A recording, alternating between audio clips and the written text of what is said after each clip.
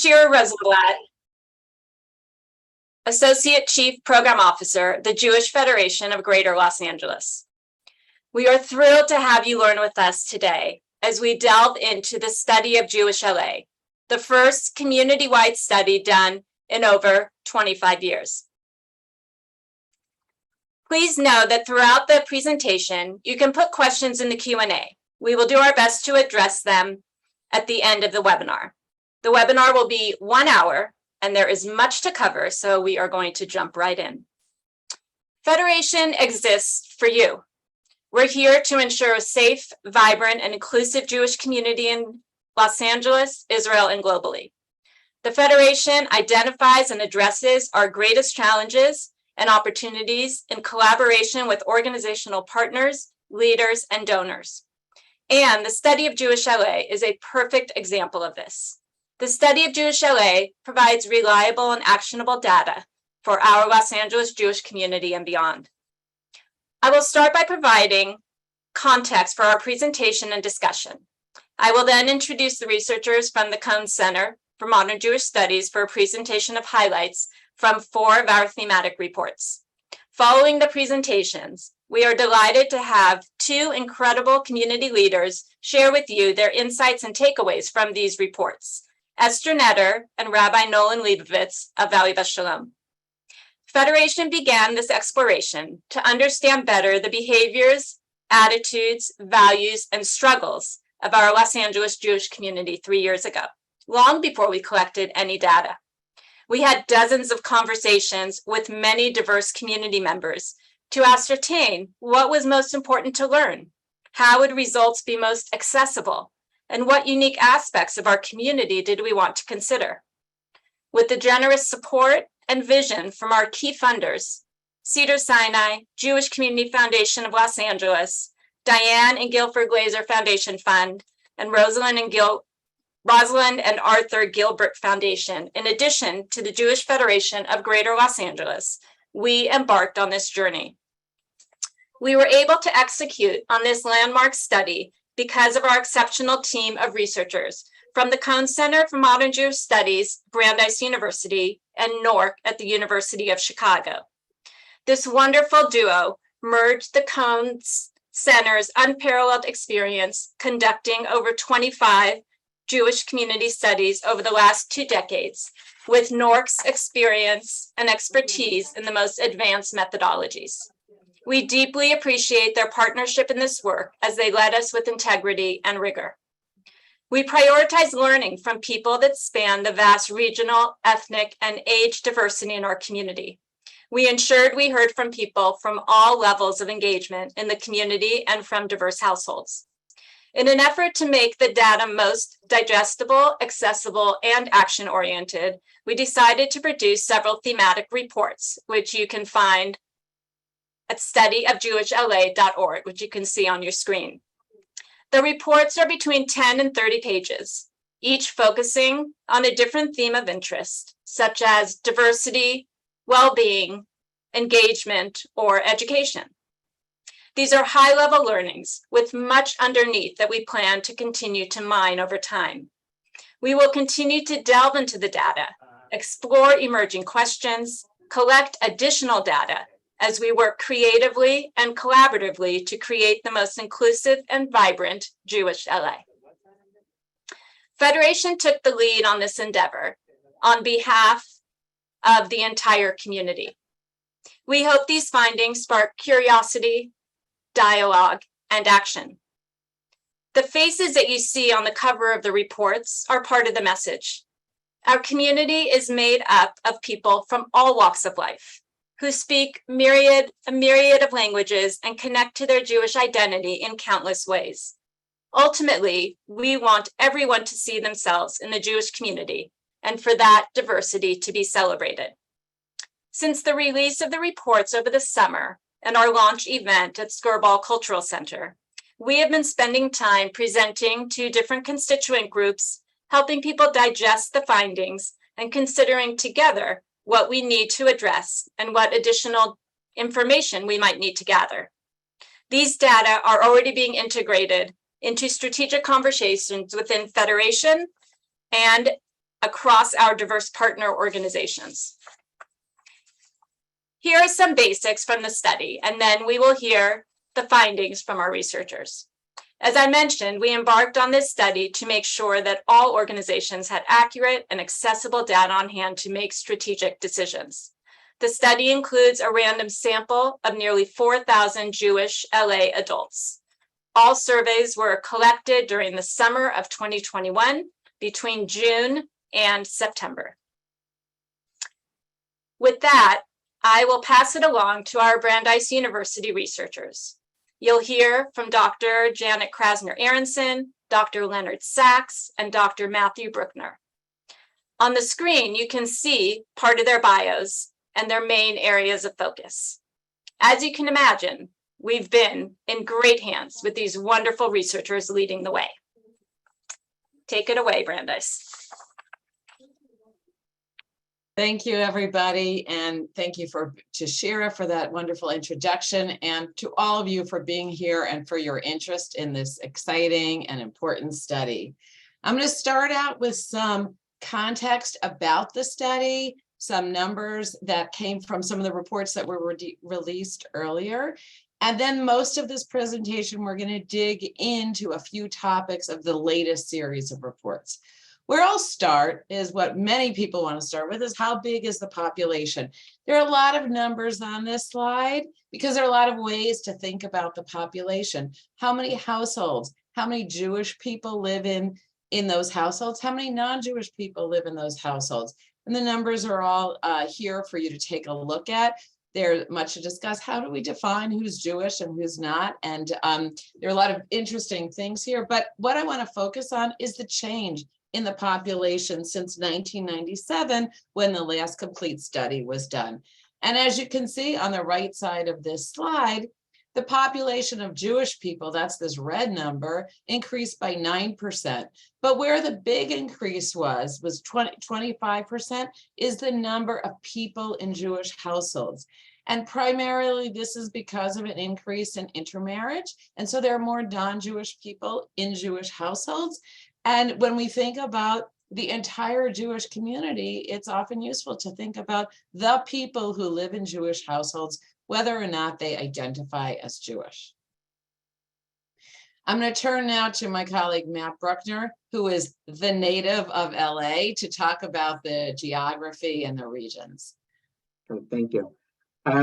So throughout many of our reports, we analyze things with a geographic lens. So just a brief word about what these regions mean.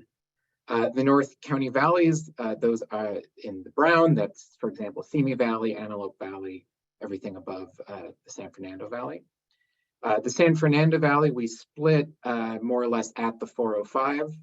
So 15% of the population are in the East Valley, and then 26% are in the West Valley, that yellow area, including my parents who live in Tarzana still, and that's where I grew up. The west side is more or less sort of Beverly Hills, Westwood down to Culver City and west along the coast. What we call the central, metro, and mid-region in green, that's kind of everything else in the city of Los Angeles, so Pico Robertson, Fairfax, down to Gardena in the south, and then the last region, the South Bay, so that's El Segundo, Manhattan Beach, down to the coast at Rancho Palos Verdes, in that area.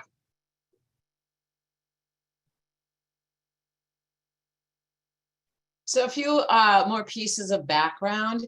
One of the other ways besides geography that we think about understanding the community is how they are situated financially. So there's a lot of information about financial well-being, but this is one measure. And we just ask people to describe how are you doing financially? And we could see that 1% of households says they cannot make ends meet. 18% describe themselves as just managing to make ends meet. So those two groups together, we describe as financially struggling. A very similar share, about 20%, describe themselves as well off. So this is just some ways to think about the dimensions of the community, how these finances relate to other measures of Jewish engagement and in Jewish life. One of the themes of this report, which Shira mentioned, is diversity. And we attempted to reach out to all different kinds of groups to really understand who is part of the community. These are just some examples of the groups, and we have a lot of information about each one, and I'm going to be talking about them later, but I want to give you the scope of the number of Russian-speaking Jews, people who grew up in Russian-speaking home, the number of Latino or Latina Jews, Israelis, Persian Jews, Jewish people consider themselves a person of color, and people who identify as LGBTQ. So these are just some of the groups that you'll be seeing more about. And of course, there are many other measures of diversity. The two we mentioned, region and financial well-being, age, and so forth. So we'll be looking at all of those as well. So now that's by way of background, and I'm going to turn it over to Len to talk about Jewish engagement.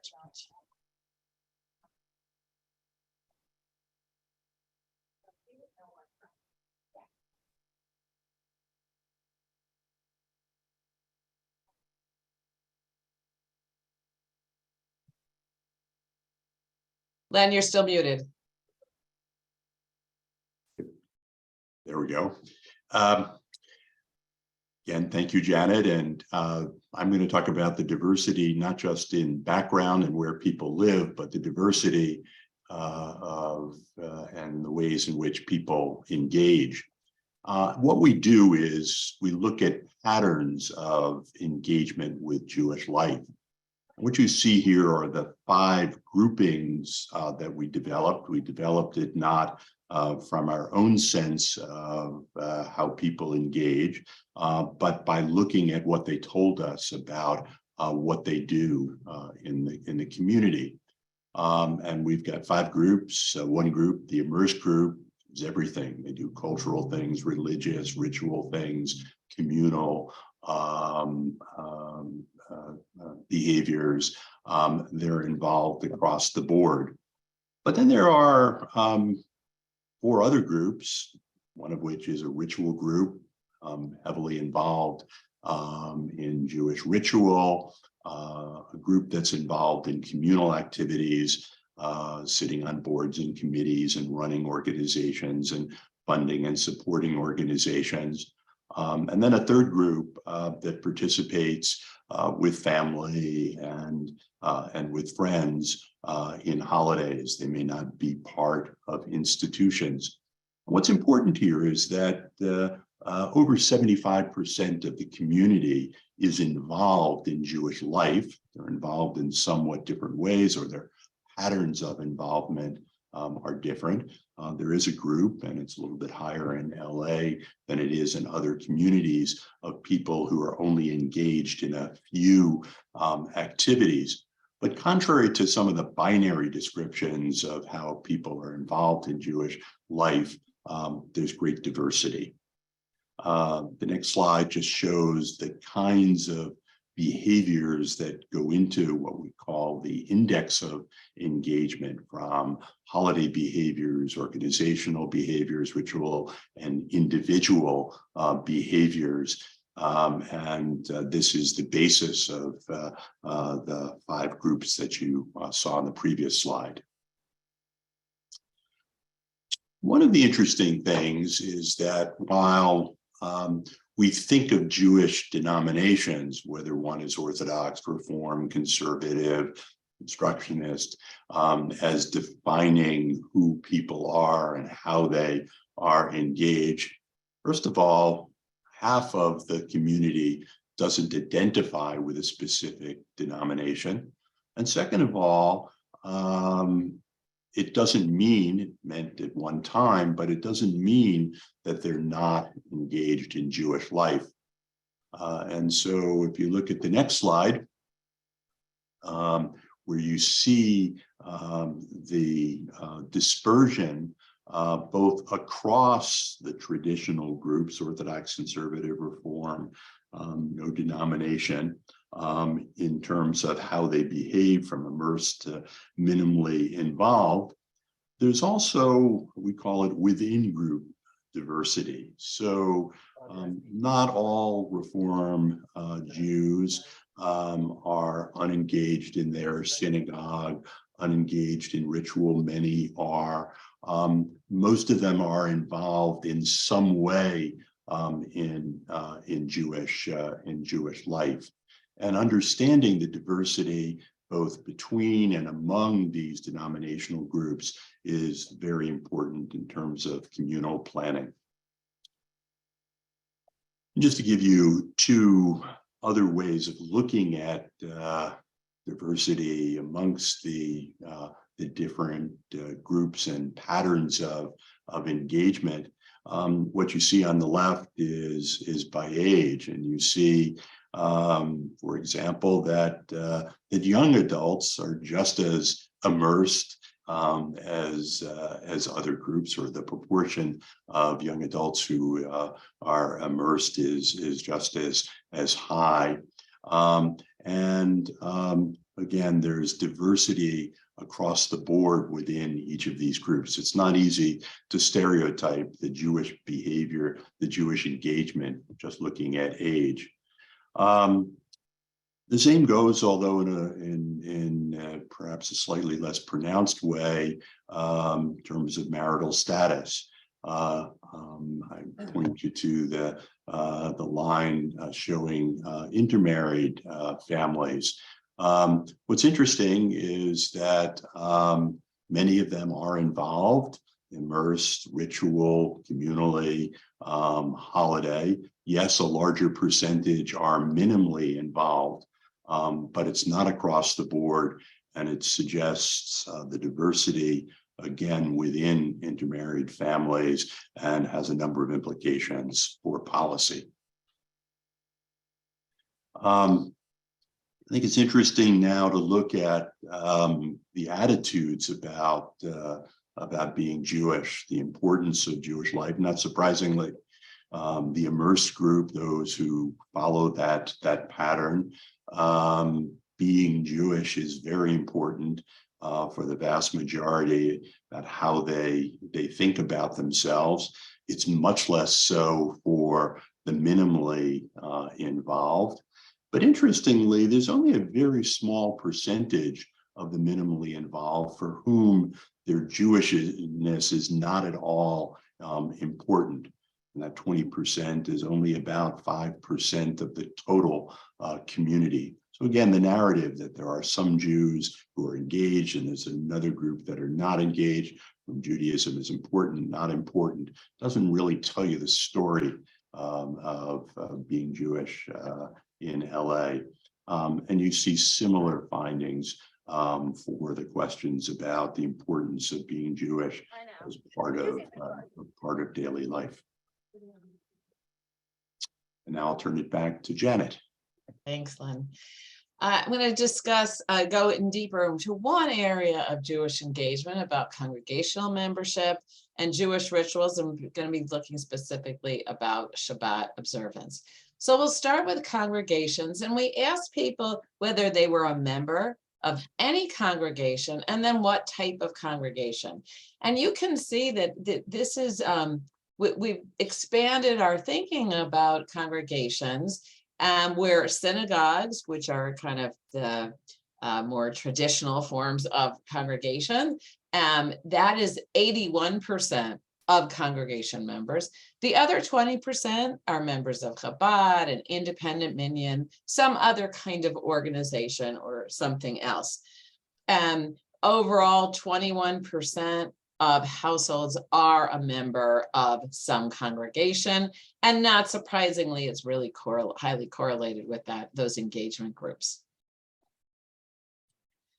However, attendance at services far exceeds membership at synagogues, and you can see just back there, this is 21% of households are a member of a congregation, but only 36%, this is prior to COVID, only 2/3 of people attended services at least once. There are a lot of opportunities and ways to attend services outside of synagogue membership, and that's what we're recording here. The other thing that we see here, and I may come back to this later, is how things changed during COVID. That was an important theme in the survey. So we asked, what did you do before COVID? What did you do at the time of the survey? And we really focused on the most frequent attendance. So you can see here again, 2/3 of people attended services at least once in the year before the pandemic. Another thing that we asked about is people marking Shabbat in some way aside from attending services. And here again, almost 60% of people mark Shabbat in some way. And about a quarter did so often. And some of this is expanding our view of what does it mean to mark Shabbat. So again, 61% of people said that they mark Shabbat in some way. Half of them said they do it by spending time with family or friends. Almost half said they light candles, have a special meal. This is, again, not necessarily regularly, at least sometimes. And some alternative activities, not so alternative to Jewish learning and reading, meditation, or spiritual practice, or just taking a break from technology. And these were all ways that people did these things consciously as a way of marking Shabbat. One of the things that's really interesting, and Len mentioned this about the Jewish engagement, how it goes counter to our thoughts about age. And what we can see is of the people who said that they ever mark Shabbat, or the people who say they do so weekly or almost weekly, it's actually higher for younger people. And it's the oldest people, the 65, 60, maybe 55 less, it starts to decline, who are not celebrating Shabbat as often. This may be a function of them not having children at home, not being in families, or just not really being enmeshed in the community. I'm going to come back to this now, to this question of the diversity groups that we talked about, and it'll take a moment to explain this slide. We'll be talking about this in the context of schools as well. So one thing that's important to organizations to think about is, does our organization look like the community? Does it represent the kind of diversity that we find in the community in general? And this is our attempt. It's a little complicated. It's a really attempt to explain it. So as an example, 7% of all LA Jewish households include an Israeli, but 14% of congregation members include an Israeli. That means Israelis are in some way overrepresented in synagogues. And Persian Jews also much overrepresented in synagogues compared to their proportion of the population. Russian-speaking Jews, a little bit underrepresented. Jewish persons of color and Latino Jews actually are pretty fairly represented as a share of their proportion in the population as a whole. So that's one way to think about how does this connect with diversity. And now I'm going to turn it over to Matt to talk about children and education. Great. So in the Jewish households in LA, there are about 130,000 children, of whom 3/4, or about 100,000, just over 100,000, are considered Jewish by their parents. Most of these are Jewish alone, and then some are being raised in Jewish and another religion. Many of the remaining children who are not Jewish are not being raised in any religion. Relatively few are explicitly in some other religion. And we can see differences in this by the marital status of the parents. Almost all of the children of unmarried parents are being raised Jewish in some way, compared to about 2/3 of the children of intermarried parents, which is in line with the national pattern as well. What's interesting is also looking at the background of the non-Jewish parent. When the non-Jewish partner has no religion, relatively few are being raised as Jewish in another religion or in another religion, compared to about a quarter of the children where the non-Jewish partner does have another religion. They're being raised in two religions. In terms of where children live around LA and those regions I described earlier, there's no one area that has disproportionately more or fewer children than the rest of the community. Children they live where everyone else lives. Financially, however, it's a little bit of a different story. As Janet mentioned earlier, there are about 19% of households are classified as financially struggling, and 26% of Jewish children live in a struggling household. So there are slightly more children in these struggling households than there are in the community as a whole. Now, looking at early childhood programs, again, given when we conducted the survey, this is for the 2021 to 22 school year, last year. 20% of the children, Jewish children not yet in kindergarten, were in a Jewish-run program. And when we focus on those who are 3 and older, that number increases to 26%. In terms of the K-12 students, about half, just over half of them participated in some form of Jewish education during the summer of 2021 or during the last academic year. Almost 1/4 were enrolled in some form of Jewish schooling, whether that was a day school, yeshiva, or a part-time school. And there were some other, there were some who did other year-round programs like private classes or youth group. And then a couple of summers ago, about 1/4 attended a Jewish summer camp, whether that was as a camper or as a counselor. All right. And here again, like what Janet was describing about how representative Jewish schools, or rather she was talking about synagogues, here we show for early childhood programs, Persian and Israeli children from these households are overrepresented in early childhood programs. Children from households with a person of color slightly underrepresented, and children from Russian-speaking households are underrepresented. For K-12 schools, it's a fairly similar story, although notably with the Russian-speaking Jews, while they're underrepresented in day schools and yeshivas, they are proportionately in part-time schools.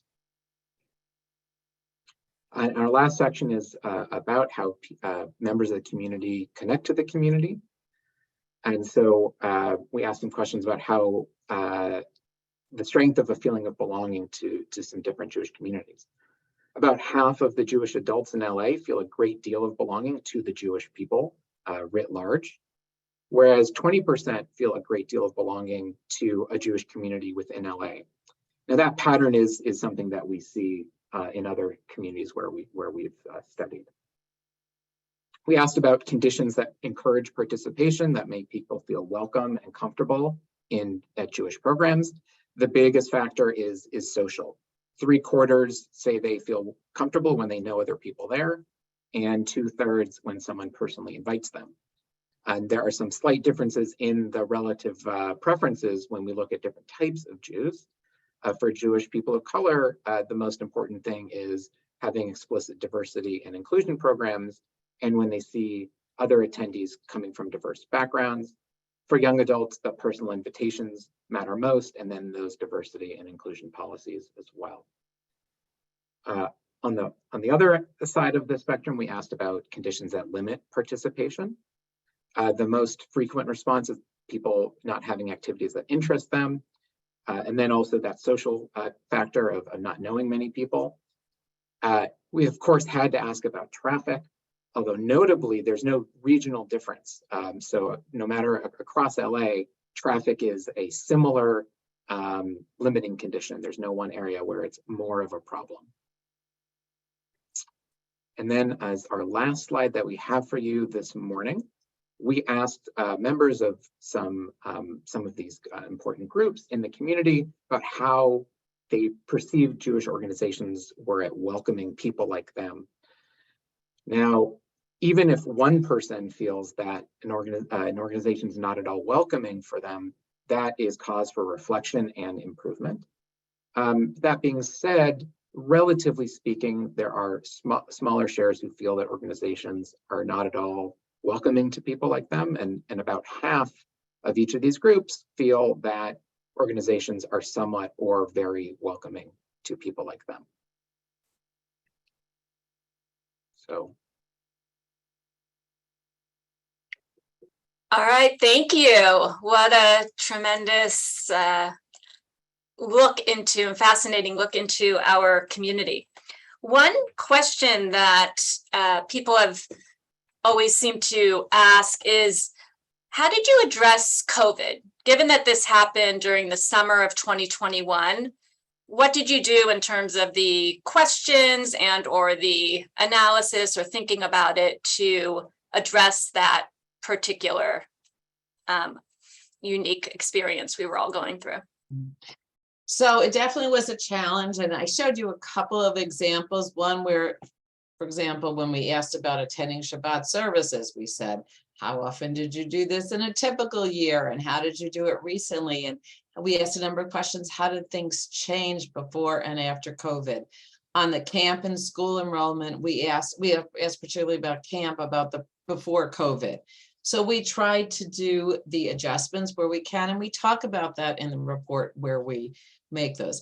I think there is a larger question here, though, which is, how do you use this now that hopefully we're coming out of COVID? How do we think about this? And I would say this should be understood as a point in time. You don't know what things were before COVID. But you're not necessarily looking to go back there. This is the new normal. This is the new reality at this point in time. And I think it gives you a good baseline to build from and learn from. And then also to think about what are the things that are affected by COVID, like attending programs in person, and what are the things that maybe have gotten better, like attending programs online, and what are things that are unrelated to COVID, like how attached do you feel to Israel, which we didn't cover here, or some of the other issues, or how concerned are you about anti-Semitism, which are related to political events, and they always change. So it's just really a question of understanding what we've learned and using it to move forward. Wonderful, thank you. It's really helpful perspective for us to keep in mind. Now that we have heard a lot about the data and seen a lot of numbers and graphs, we want to turn our attention to leaders in our community that can help us think about what we do with this information. What does it make us think about? So first, I'd like to introduce Rabbi Nolan Leibovitz, Senior Rabbi at Valley Beth Shalom, zooming in from Israel at the moment. So thank you for being with us. Rabbi Leibovitz is the grandchild of 4 survivors of the Holocaust and was raised in the suburbs outside of Chicago. After studying film at USC, he spent 10 years as a filmmaker before enrolling in rabbinical school at the Ziegler Rabbinical School at the American Jewish University. After serving as rabbi for Adat Shalom in West Los Angeles for several years, he began this year as the new senior rabbi at Valley Beth Shalom in Encino. He's also currently completing his doctorate in Hebrew Bible at the Claremont Graduate University. He lives in LA with his wife and their 3 children. And I'd like to ask you now to share your insights with us. So normally I'd be sitting in my office in Encino at VBS, and I want to say hello to all of my friends I know who are with me. But I'm here right now in Ramat Gan on my Fulbright, trying to complete my dissertation, or my wife will kill me. So I've spent the day studying Tanakh, the Hebrew Bible, and I thought to myself, in what way can we contextualize what it is that we just heard? And I spend my time studying the end of the Hebrew Bible, the part that we never get to in Shul. And so I wanted to take you there very briefly to the end of the Hebrew Bible. In Ezra, at the very end of chapter 3, they rebuild the temple, and they gather in groups to look at what they've done. And there's two groups, one that is praising the temple and one that is crying over the temple. And they're both making all this noise. So you hear all this cacophony, and the chapter ends that it's impossible to distinguish the shouts of joy from the people's weeping. For the people raised great shouts. It's called a Tekiah Gedolah, the great shouts, the sound of which could be heard from far away. What does the text not say? The text doesn't say, nobody stopped to ask them why they were crying or why they were so thrilled. Like what were the reason why the two groups? Was one older, younger, demographics, out of love for the people from Brandeis to be there for Ezra chapter 3. I think that I am very hopeful as a result of seeing these numbers. I'm hopeful because I think that the experience of most people today of younger generation is a lot closer to my experience, and the fact that their Jewish journey contained many chapters in it, not all of the same making. Meaning to say, I was born and raised in Chicago in a large conservative synagogue. I attended Solomon Schechter Day School, a flagship conservative day school. I was not, I was in USY. I didn't do every conservative program for the rest of my life. I went through secular chapters. I went through Chabad chapters. I went through conservative chapters. I went through Orthodox chapters. And I felt comfortable moving in and out and tasting like at a 31 flavors. I think that most people who come into synagogue life today feel comfortable sampling like at 31 flavors. I don't think that they feel like they have to commit, compelled to commit, like perhaps their parents did before. So just to give you an idea of how I think we can use these numbers to our advantage. I started at VBS over the summer, and the board, the executive committee, really bright people came together and said, how do we get Nolan to get to know over 1,000 members before high holidays? And the idea was thought of me going to these backyard soiree social events and meeting people. At first it was 20 people, 30 people, then it grew to 50 people, 60 people. At the last few backyard soiree social events, there were, I think, almost 100 people in people's backyards. People loved them. And they talked about how this was such a great departure from what their experience had been from the previous several years. I left these events inspired. First of all, because people used to tell me about their experience with Rabbi Schulweis, people would tell me about their experience with Rabbi Feinstein. I was inspired by both of them and the importance that they made, the importance that they fixed on Shabbat observance, especially Rabbi Schulweis and his famous Friday nights. And I decided that we were going to do, we're going to return to Shabbat observance in that same way, except we were going to do it at home. And so on Yom Kippur, I launched our first initiative at VBS under my tenure, and we call it Very Best Shabbat Dinners, VBS Dinners. Everything at VBS has to have VBS in the name. So Very Best Shabbat Dinners, and we launched it between Rosh Hashanah and Yom Kippur. In that time, we had more than 50 households volunteer to host a dinner. Following Yom Kippur, we had, I think, almost 100 people volunteer who weren't already invited to one of those dinners.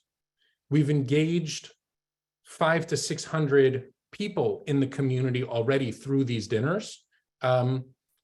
And we're taking a ritual observance that people already engage in. They engage in by the numbers. I think it's amazing here that Shabbat practice by age teaches us that young people are equally, if not more so, committed to Shabbat than perhaps their parents or grandparents.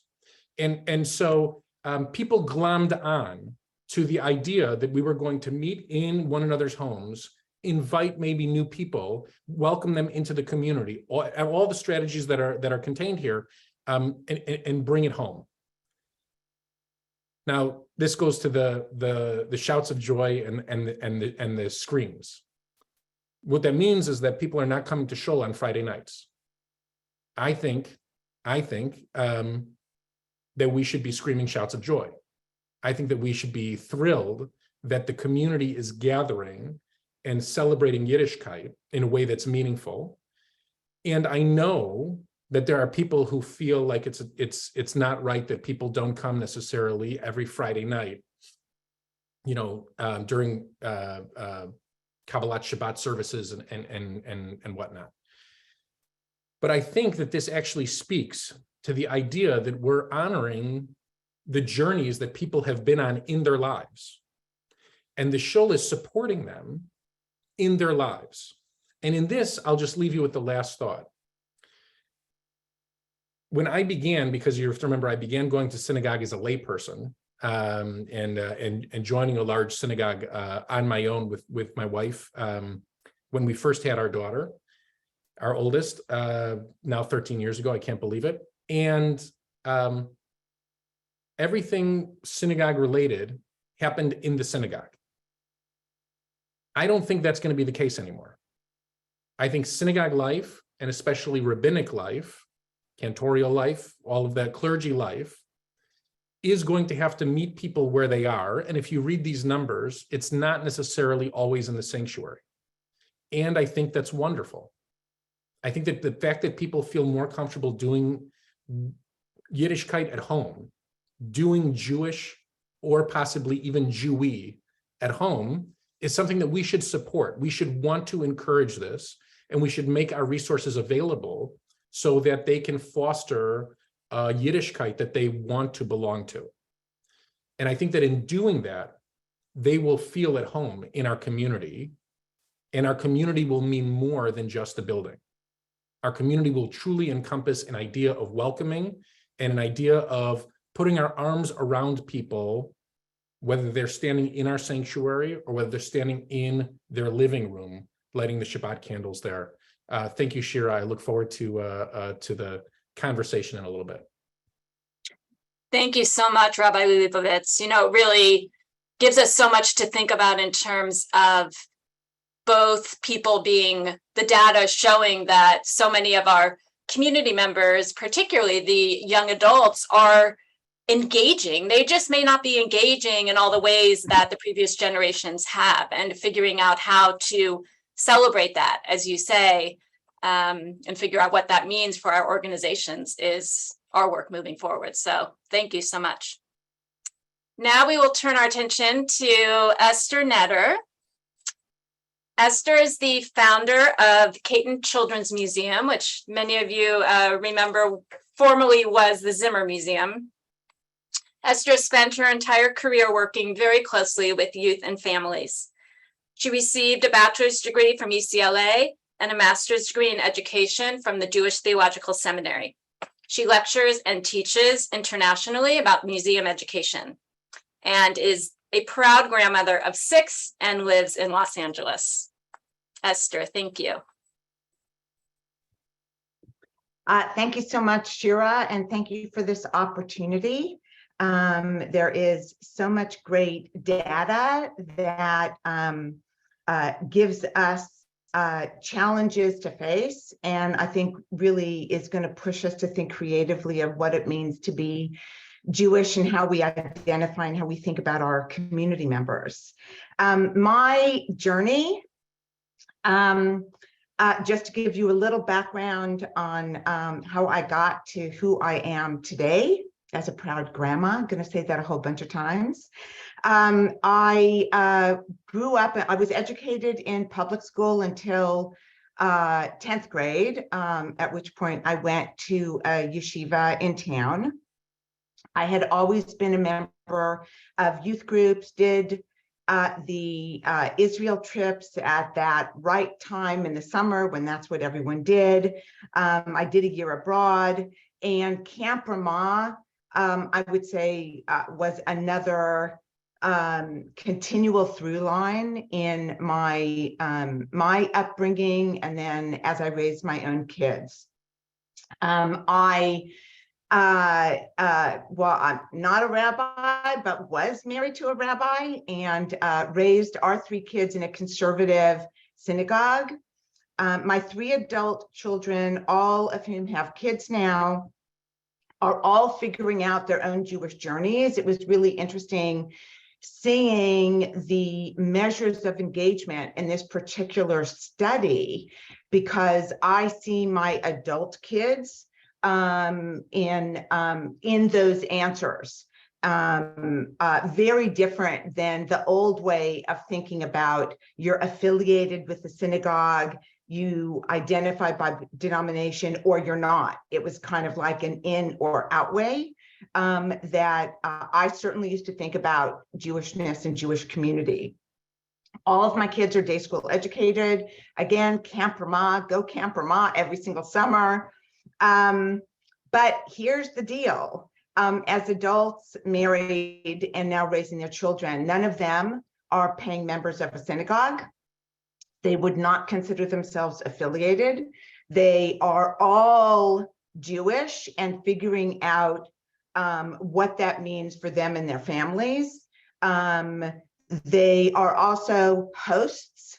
So they do a lot of the holiday celebrations and Shabbat and things like that, and gather their friends who are very similar to where they are in their homes around their tables for meals. And again, my own little focus group are my kids.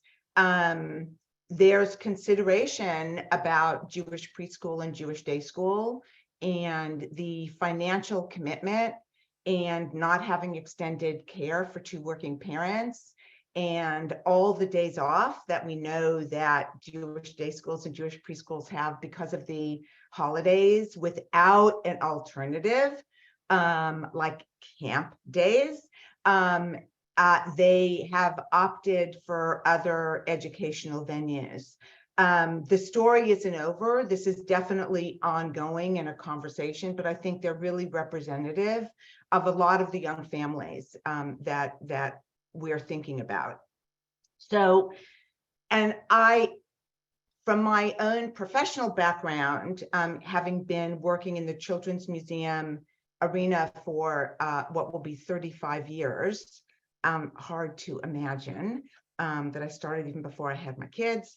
I looked at this study and really looked at how young families showed up and how they answered. So a recap just from that perspective, I know we heard this from the researchers, but to give you insight into how I'm thinking about this and what we can do. Among Jewish adults 30 and younger, they said that they feel most welcome in Jewish programming when the participants are diverse and when there are explicit policies of diversity, equity, and inclusion. That I think is profound and gives us direction. 23% are minimally involved, 27% do holiday celebrations, 16% see their engagement through a communal lens. I see those three categories as the opportunity for the Jewish community and institutions to think really creatively. I see this all as an opportunity to think differently about engagement. Like what the rabbi said, Shabbat can happen at home around the table, which is a pretty bold thought for someone who's leading a major congregation in our community. What is essential and important about being Jewish, or what is the Jewish lens? This study said that 68% checked off leading an ethical and moral life. 61% said my community, family, and traditions. This is wonderful. This is fantastic. The majority of the respondents have, as part of the glasses through which they, live their life, a distinctively Jewish lens. And the one area that I think many of us know, but to see it concretely in these numbers, 26% of families with young children are struggling financially. 26%. So we know that engagement with young families, with young kids, is core and critical to how that family is going to make decisions that impact not only their identity, the identity of their children, they're feeling a sense of belonging. Forget the learning, forget the acquisition of knowledge, forget all of that. If the barrier to access is financial, they're out. That's 26%. Now, I look at this and look at the impact of COVID, and I know with the museum where I work, we did a lot of internal work during COVID when we were closed, but we also gave ourselves permission to radically change the way we do business.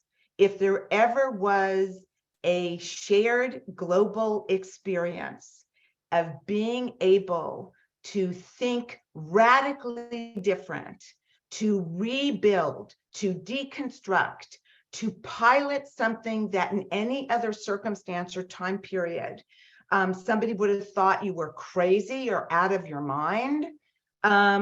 Look at how radically different our restaurant experience is.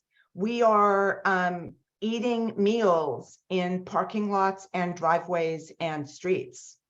That outdoor experience isn't going to go away. There are cities that have closed down streets to traffic and created pedestrian malls.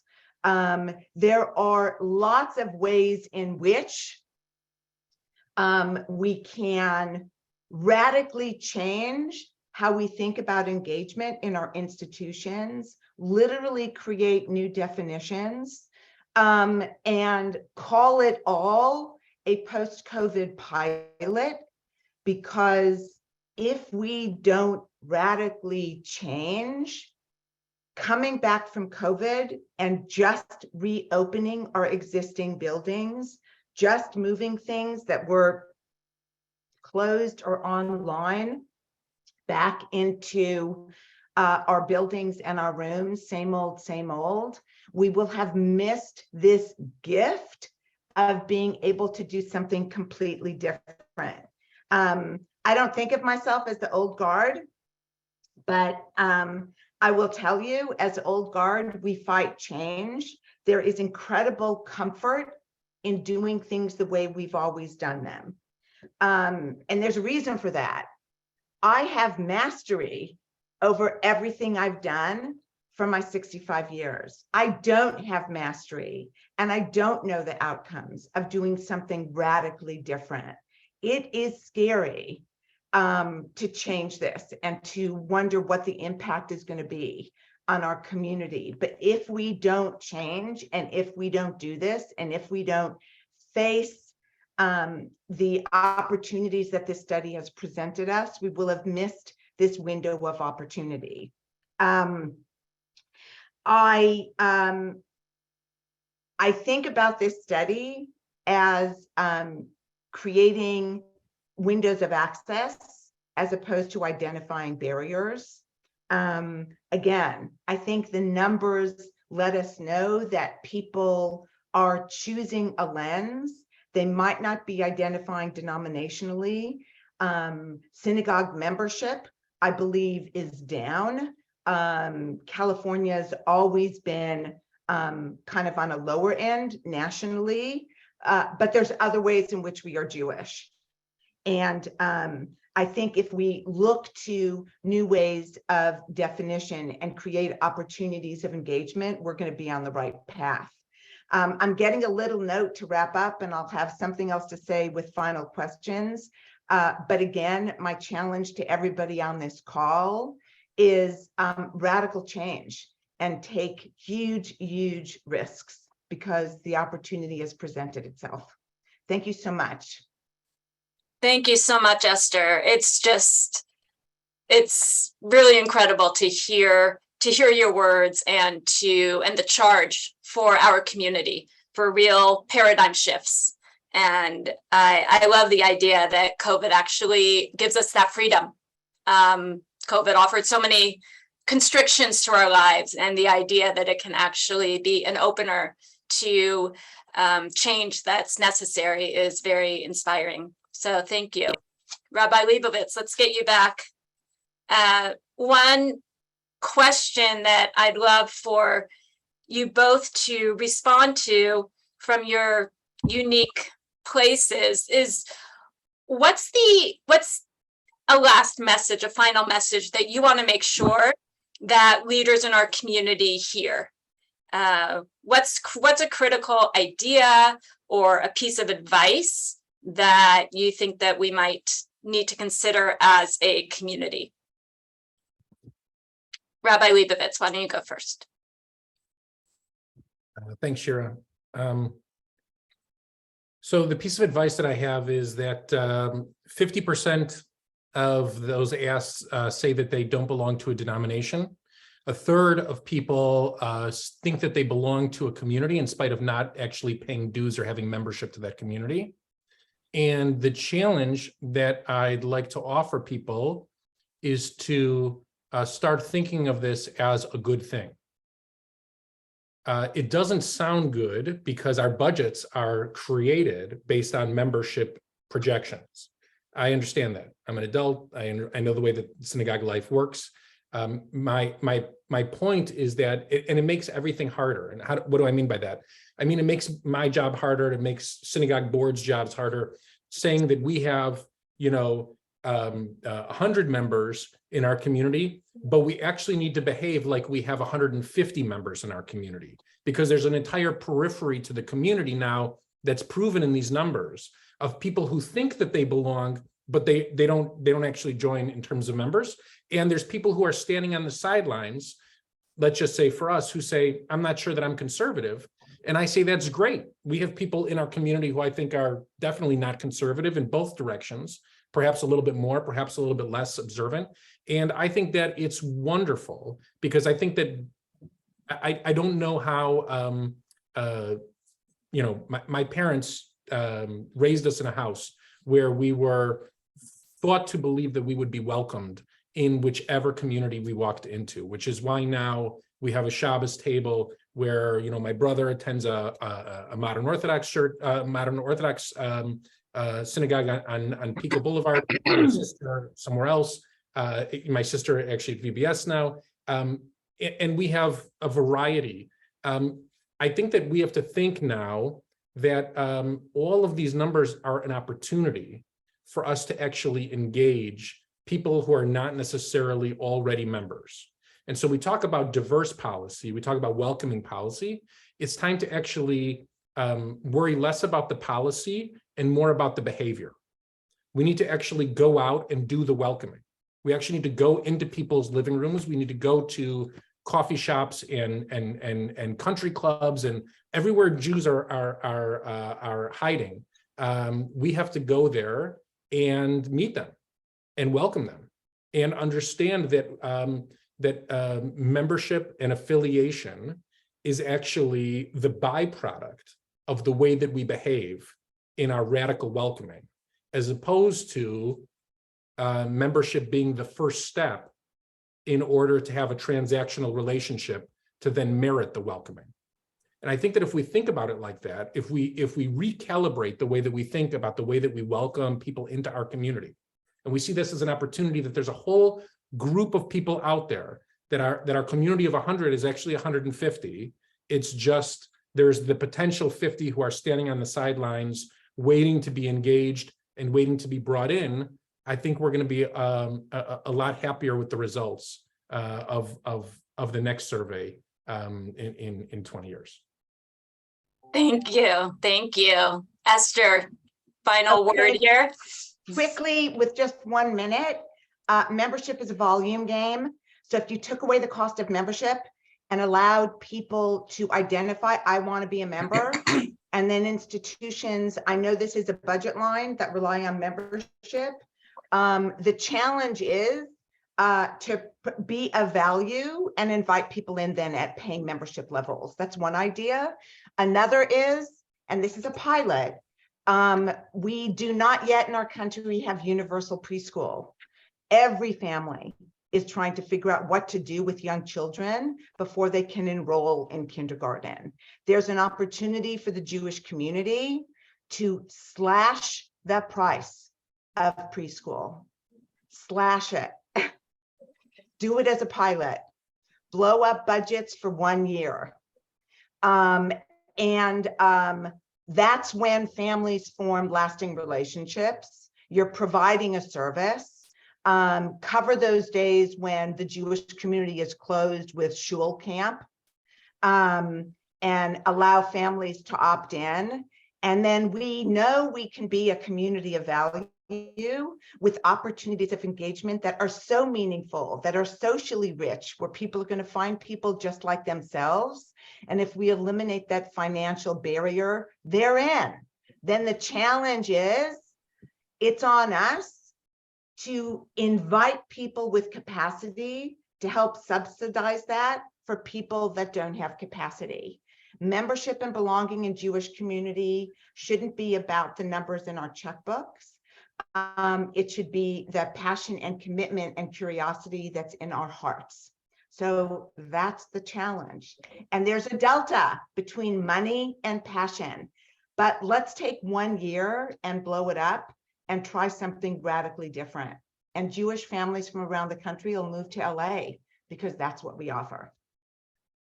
Such powerful words for how we can really create the inclusive and vibrant and fabulous community that we want here in Los Angeles.